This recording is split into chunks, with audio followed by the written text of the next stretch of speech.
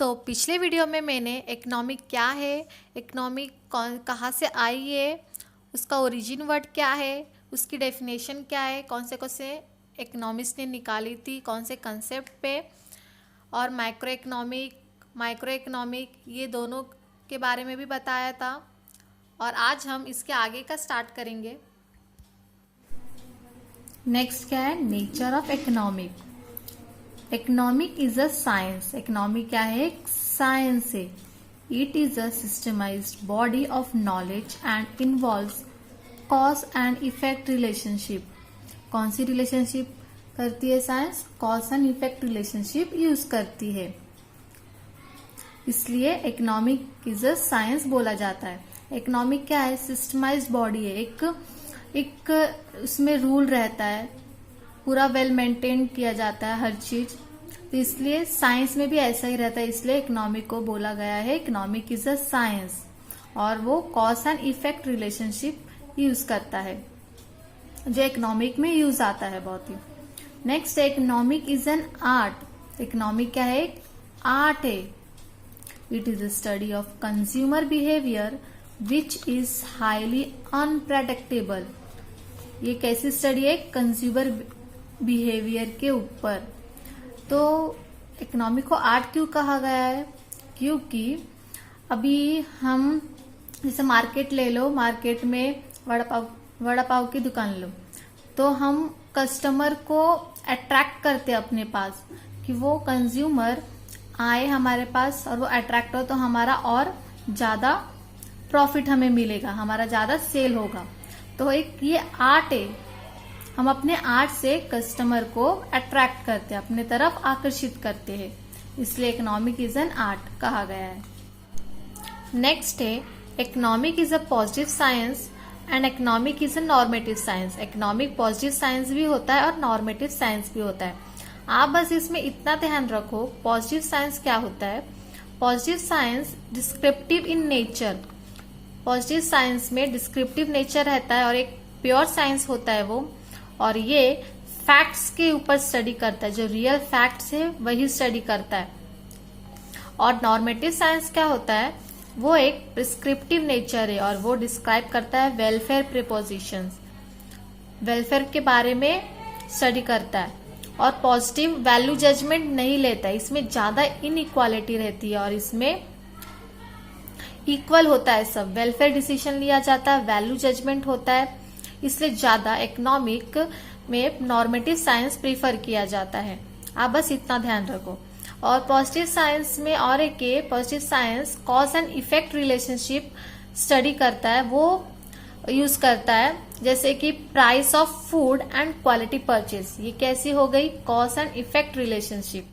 Food की price जैसी होगी वैसे ही क्वालिटी होगी फूड की। अभी प्राइस ज्यादा हो तो क्वालिटी भी अच्छी रहेगी, अगर प्राइस चीप है तो क्वालिटी इतनी अच्छी नहीं होगी। तो वो cause and effect relationship use करता है पॉजिटिव साइंस में। और नॉर्मेटिव साइंस इक्वली रहता है, वैल्यू जजमेंट लिया जाता है, प्रिस्क्रिप्टिव नेचर रहता है, वेलफेयर डिसीजन लिया जाता है। इतना आप ध्यान रखो, क्वेश्चन इस तरह से पूछा जा सकता है, नॉर्मेटिव साइंस क्या है, पॉजिटिव साइंस क्या है, उसके नेचर क्या है, डिस्क्रिप्टिव नेचर है, प्रिस्क्रिप्टिव नेचर है, तो इस तरह से क्वेश्चन पूछ सकते एग्जाम में। Scope of business economic. Micro economic first है, हम पढ़ेंगे माइक्रो इकोनॉमिक कहाँ कहाँ अप्लाई होता है। तो मैंने बताया था माइक्रो इकोनॉमिक एक स्मॉल यूनिट के बारे में स्टडी करता है, इंडिविजुअल यूनिट के बारे में।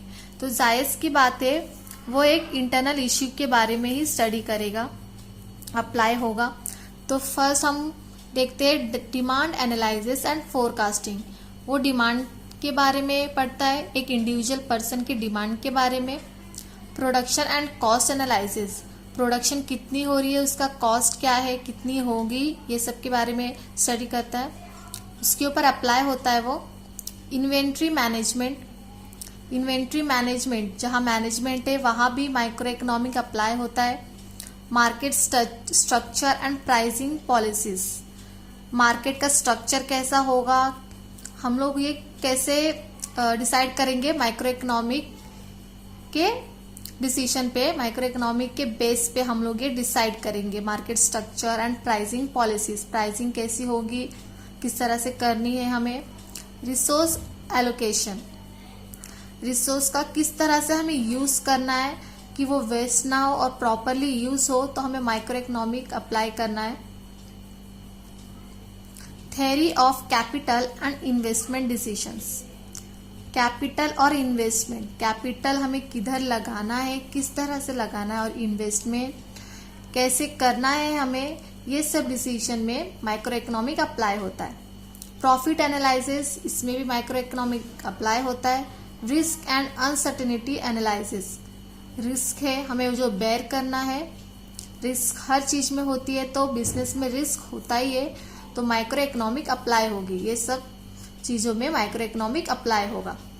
तो इस तरह से क्वेश्चन आ सकते हैं कि माइक्रो इकोनॉमिक कहाँ अप्लाई होगा। क्वेश्चन ध्यान से पढ़ना है, क्वेश्चन के बेस पे आंसर होगा।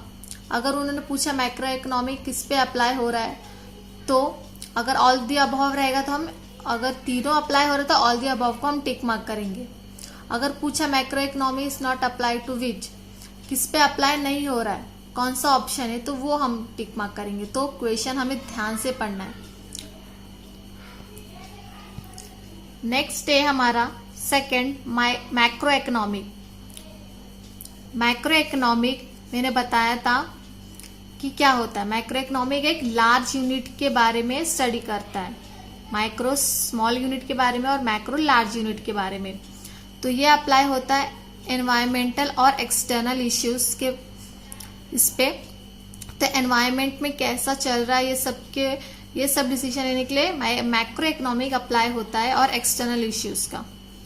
तो हम देखेंगे first type of economic system, कैसी इकोनॉमिक सिस्टम है हमारे इधर, ये सब के लिए मैक्रो इकोनॉमिक अप्लाई होता है। Stage of business cycle, business के स्टेजेस और वो साइकिल, मतलब बिजनेस कैसी चल रही है, ऊपर जा रही है, नीचे आ रही है, कंस्ट्रक्शन हो रहा है, रिसेशन हो रहा है, ये सब आगे होगा। बिजनेस साइकिल एक लेसन है, उस पर आप डिटेल में पढ़ोगे वो सब। तो कैसे इकोनॉमिक चल रही है, ये सब डिसीजन एकदम मैक्रो इकोनॉमिक अप्लाई होता है। General trades in national income, employment prices, employment है, अनएम्प्लॉयमेंट है, कैसा है, इनकम कितना है, नेशनल इनकम, सब जीडीपी, ये सब के लिए हम मैक्रो इकोनॉमिक यूज करते हैं। सेविंग एंड इन्वेस्टमेंट, हमें कैसी सेविंग करनी है, कैसी इन्वेस्टमेंट करनी है कि प्रॉफिट होगा, इकोनॉमिक बढ़ेगा, तो ये सब के लिए मैक्रो इकोनॉमिक अप्लाई होता है। ये सब हमारा एनवायरमेंटल और एक्सटर्नल इश्यू है, तो ये सब के लिए मैक्रो इकोनॉमिक अप्लाई होता है।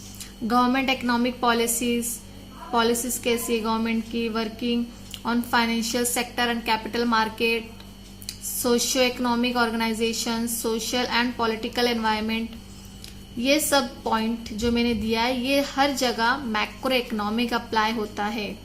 तो हमें ये ध्यान से पढ़ना है, और ये आप नोट आउट कर लो, मैंने शॉर्ट में लिखा है, जो आप पढ़ते ही आपको याद आ जाएगा, और जब क्वेश्चन आएगा तो आप आसानी से टिक मार्क कर सकते हो, आसानी से पहचान सकते हो कि मैक्रो इकोनॉमिक कहाँ अप्लाई होता है और माइक्रो इकोनॉमिक कहाँ अप्लाई होता है। इधर हमारा यूनिट फर्स्ट खत्म हो जाता है। तो मैंने मेन पॉइंट्स आपको दिए हैं, आपको बुक भी पढ़ना है। बुक में हर एक पॉइंट पढ़ना है, ऐसा नहीं कि मैंने ये मेन पॉइंट्स दिया है तो सिर्फ ये मेन पॉइंट्स ही पढ़ना है और हो गया। आपको बुक भी पढ़ना है अच्छी तरह से। आपको ये जो मेन पॉइंट्स दिए हैं, ये मेन पॉइंट्स एग्जाम जब पास आता है उस टाइम आपको ये रेफर करना है, जो आपका क्विक रिवीजन हो जाएगा और आपके माइंड में अच्छी तरह से बैठ जाएगा ये रिवीजन। तो इधर हमारा फर्स्ट यूनिट खत्म हो जाता है। अब हम नेक्स्ट में वीडियो अपलोड करूंगी यूनिट सेकंड पे, और यूनिट सेकंड जब हो जाएगा तब मैं आपको बताऊंगी कि ये लेसन पे किस तरह से क्वेश्चन पूछे गए एग्जाम में नवंबर 19 में, मई 19 में, तो मैं आपको बता दूंगी किस तरह से पूछे। तो मेरे चैनल को भी सब्सक्राइब याद से करो और मेरे वीडियो लाइक करो, कमेंट करो और शेयर करो। Thank you so much.